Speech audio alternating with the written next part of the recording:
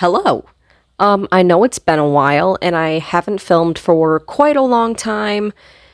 Long story short, I had a really bad tooth infection and then I had some kind of stomach problem. They're almost fixed now. I'm still waiting to get to a dentist, but in the meantime, I read another Bridgerton book. Yes, I did. And this time I read the story that is going to be featured in season 3 that is coming up, which is about Colin and Penelope. And this book is called Romancing Mr. Bridgerton. And this is my review. So, without any further ado, grab your snacks, grab your drinks, and let's just jump into it. Roll the intro.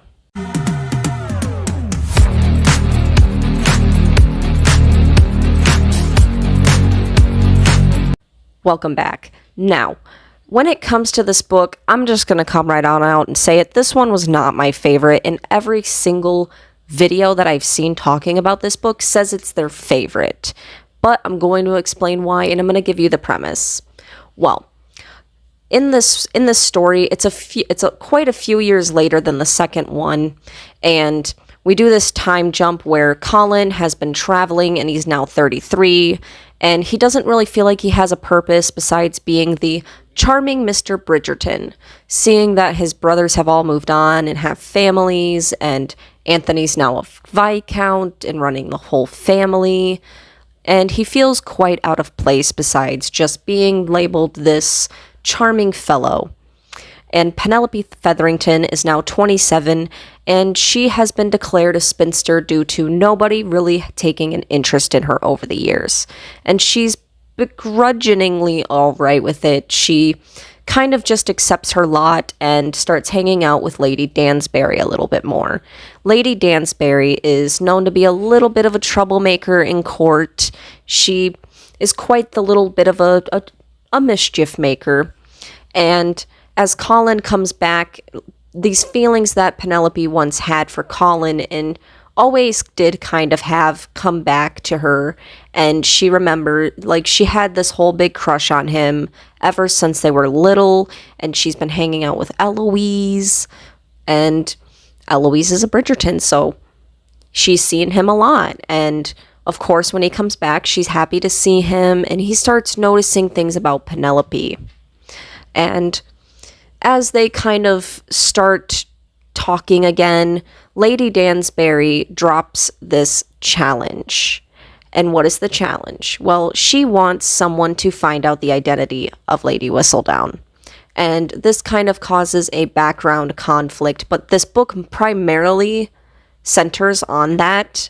And if you've seen the Bridgerton TV show, you will know why that's a problem.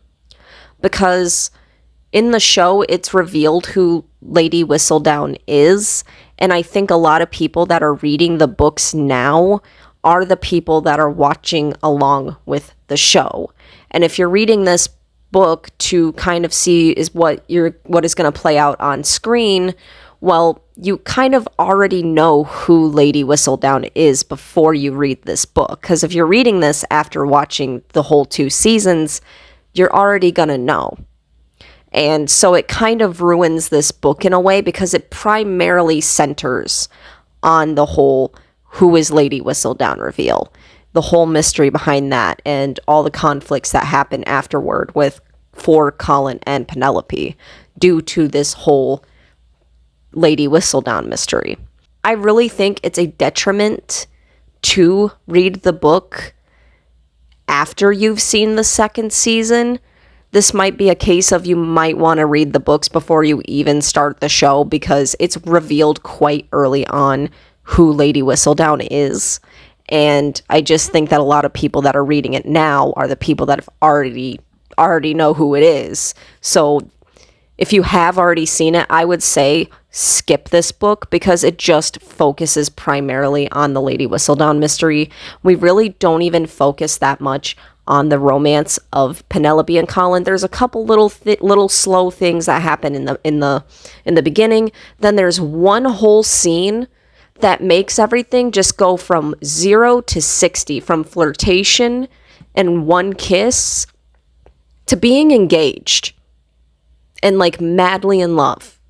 And that's, I think, the two biggest problems that are with this book is pacing and the fact that since now the show is a big thing and people are reading the books to kind of keep up with the show as well, you might want to skip this if you've already seen the Lady Whistledown reveal, because then you already know, and that's the main focus of this book. So they're kind of flirting in the middle. He comes back and she starts feeling for him again. And he starts noticing that she's lost a little bit of weight. She's gotten a new wardrobe. He realizes really how sly and intelligent Penelope is. And she has this real emotional moment with him where she just blurts out that she asks him for a kiss because why not? She's a spinster. She might never get kissed. And she says she wants to die at least having kissed somebody. So, and in her eyes, of course, why not Colin? And so Colin obliges, and he kind of realizes that I might have a thing for my best friend's sister. And he doesn't really voice anything besides that. We jump to this middle scene in the book that I kind of have a problem with in general, and then I'll talk about the end of the book. Well, in this scene, we see Colin is coming to his mom's house, and since the Featheringtons and the Bridgertons live on the same street, he's able to also see Penelope's house. And so he sees Penelope get into a carriage that isn't one of her family's carriages, and it takes off, and so he, in his carriage, tells his driver to follow them. He's curious as to where she's going, and they end up at this church, and Penelope is seen putting an envelope inside of a pew, and we don't know what this is for, but if you already know the reveal, you might know where this is going. And also, spoilers ahead. If you do not want to be spoiled on the Lady Whistledown reveal, I recommend right now clicking out of the video because I'm about to spoil that whole reveal, and it really does have to do with my issues with this book. So I'm going to give you 5 seconds. 4, 3, 2, 1. All right. So he gets in there and he sees her putting it in this pew. And he kind of starts yelling at her for some reason and is like, why are you in this neighborhood? Why are you in this bad neighborhood? Why did you take a carriage that wasn't your family's? And she's really shocked. And she's like, why did you follow me? And he's like, well, I wanted to make sure you weren't in danger or anything. And she's like, she really does feel like, why are you here? And in the meantime, he's interrogating her and is getting really angry when he's like, what is that? Who are you talking to? And she's like, it's none of your business, Colin. You're not my husband. And so he gets a little bit upset, and against her wishes, like, she begs him not to. He marches over to the pew where she put her correspondence, and he marches over there and he's like, what's in this? And she's begging him. At this point, she is crying and begging him not to open it. And he does anyway. Excuse me, what the actual fuck? And he does anyway. And he's getting mad at her like he's already with her. When at this point, all they did was have that one kiss because she asked him to kiss her. First of all, you need to calm the fuck down and go gargle, funky. And he reads it, and then he gets even madder and is start yelling at her about her reputation.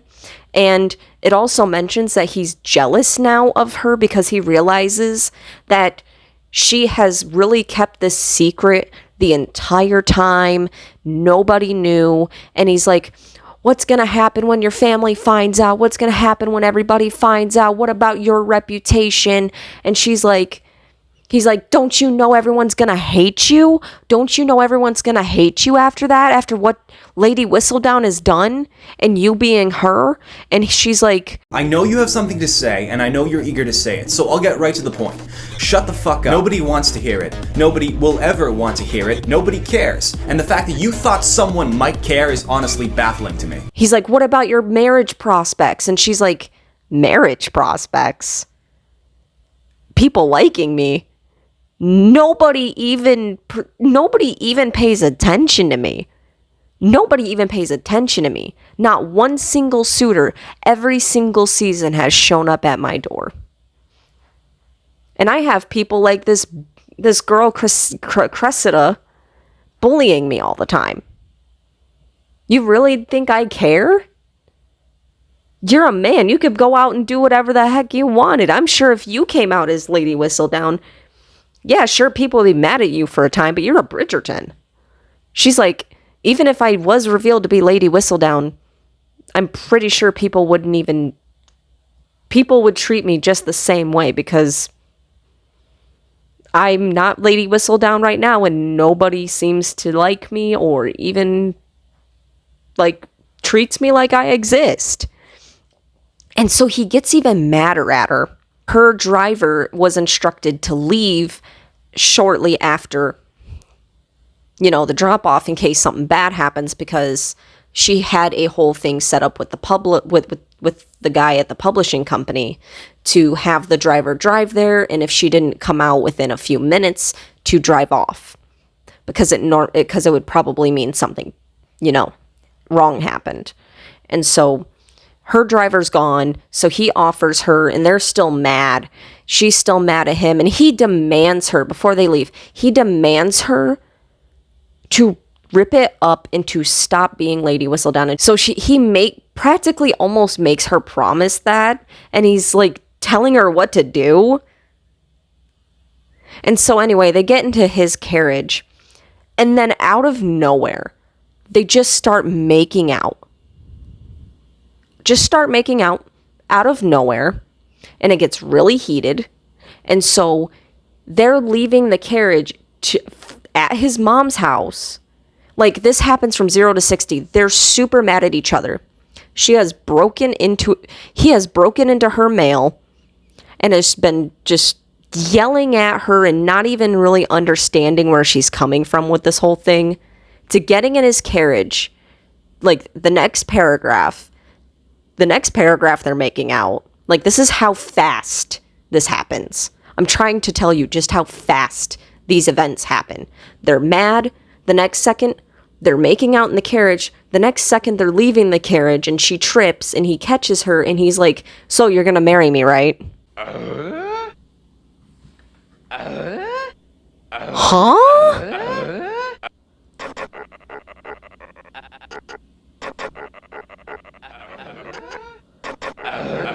Like, that's how fast this happens, y'all. Then, of course, Penelope, being proposed to by the man of her dreams, literally the man of her dreams, says yes, of course. And so they walk into Penelope's house to get her mother's blessing because her father's no longer in the picture. And she has a much younger sister named Felicity, who is now on her first or second season, I think. And so when Colin shows up and is really serious, and it's a family meeting, like the whole Featherington family is there, the whole clan, the whole family's there. And so it's kind of an awkward moment where he's trying to sit the mother down and try to kick everybody out so he could talk to Lady Featherington about getting married to Penelope. And even when they get to this point, Lady Featherington straight up thinks that he's talking about Felicity, and Felicity and the other sisters are like, huh? Hold on. I said, hold up, wait a minute, something ain't right. And even Colin's like, no, I'm not talking about Felicity. I'm talking about Penelope. And everyone's kind of shocked for a minute, which just makes me feel really bad for Penelope. Like, nobody really thought she would pull in a man. Nobody thought she would pull in a man to the point where her mother straight up, like for a good 5 minutes, is so convinced that Colin is there to propose to Felicity, who is the equivalent of like 20 years young, or 50, like at least a decade younger or something. Like, she's only a teenager and he's 33. He's like, no, that'd be like marrying my little sister, Hyacinth. He's like, no, I'm here for Penelope. And she's like, oh. Whoa. Like, I feel so bad for Penelope. I just feel so bad for her. Like, wow. And even Colin notices it and he's like, ew. He really does not like that situation, and he kind of does stand up for Penelope. And like, he flips this switch of like being really stinking mad at her to like being hopelessly devoted to her, to the point of defending her to her mother. And the change happens very fast. And then, so we have that whole big section of like that whole fiasco, and then they're just engaged, in love, and then they have issues because of the whole Whistledown thing, and then the book ends. The book ends with them kind of reconciling. He's over his whole not having a purpose thing, but she does stop being Lady Whistledown and instead stops the column and instead is editing his travel diaries so he could publish his travel diaries. Like, why did she have to stop writing at all? And she plans on writing a book. But, like, why is it at the end she has to, like, completely stop writing, gets married, and then is helping Colin with like, his stuff? Instead of, like, also working on hers. I don't know why. It just, the way it was kind of written was like she gave up writing to help him. And it barely mentions her writing a book at the end. And it just, I don't know why. I think it should have been, that part should have been written a little bit better, because it just made it sound like she had to give up writing to be with Colin. And I didn't really like that part. But he finds a purpose. She ends up with Colin and they live happily ever after she basically explains to everyone that she is Lady Whistledown. And that's basically it. So it's very slow in the first half. Then it's the half. The middle is very action-packed. And then you get slowness until the end.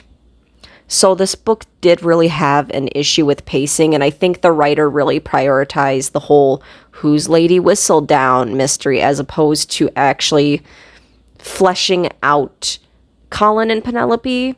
And I feel like those are the two biggest flaws in this book. I mean, it was all right. Not my favorite. Probably, what is my rating on this book? I'm probably going to give it a solid 5. Like, it was mid. It was all right. I got through it pretty easily. And I just kind of had those little 2 issues with this book.